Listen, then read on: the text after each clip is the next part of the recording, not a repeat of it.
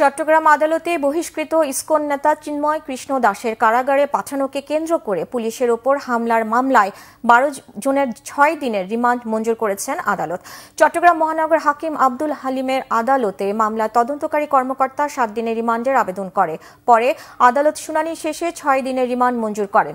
গত ২৬ নভেম্বর ইসকনের বহিষ্কৃত নেতা চিন্ময় কৃষ্ণ দাসের জামিন নামঞ্জুর করে কারাগারে পাঠানোকে কেন্দ্র করে চট্টগ্রাম আদালত প্রাঙ্গণে চিন্ময়ের অনুসারীরা আইন শৃঙ্খলা বাহিনীর উপর হামলা ও ভাঙচুর চালায়।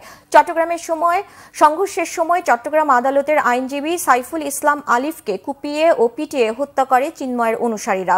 ঘটনার ৪ দিন পর আলিফের বাবা ৩১ জনের নাম উল্লেখ ও অজ্ঞাত ১৫ জনকে আসামি করে একটি হত্যা মামলা এবং আইন শৃঙ্খলা বাহিনীর উপর হামলার ঘটনায় আলিফের ভাই ১১৬ জনকে আসামি করে আরেকটি মামলা করে। এছাড়া পুলিশের উপর হামলা ও কাজে বাধা দেওয়ার অভিযোগে ৩টি পৃথক মামলা করে পুলিশ।